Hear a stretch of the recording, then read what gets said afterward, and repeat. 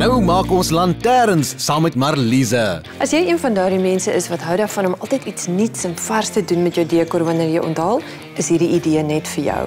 Kerslig skep altyd 'n heerlike, gesellige atmosfeer en met hierdie idee kan jy dit ook telkens laat aanpas by jou kleurskema en jou tema. Die antwoord is dus papierlanterns. Vir my projek gaan ek fotokopieë van botaniese sketse en ook ou naaldwerkpatrone gebruik. Jy het ook asetaat nodig, natuurlik in A3 en A4 groottes, spuitgom, alkant plakband, 'n skêr, 'n handwerkmessie, metaalliniaal en 'n snymat. Laastens het jy glashouertjies nodig met teekersies.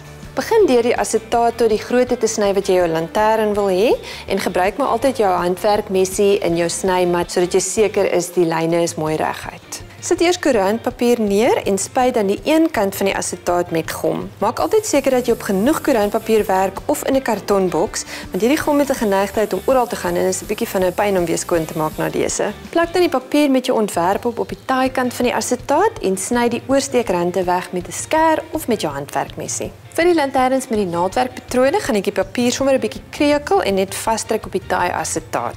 En probeer maar altyd om 'n mooi gedeelte van die papier te kry wat syfers of interessante letters op het. Laastens gaan jy 'n strokie alkant plakband aan die een rand van die asetaat plak, omrol en dit aan die ander kant vasplak. Vryf dit maar goed plat en daar is jou lantern klaar. Maklik, né? Kom ons gaan kyk bietjie hoe lyk hulle met kersies in.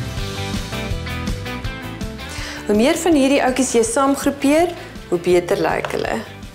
Kyk net wat 'n mooi fokuspunt maak dit.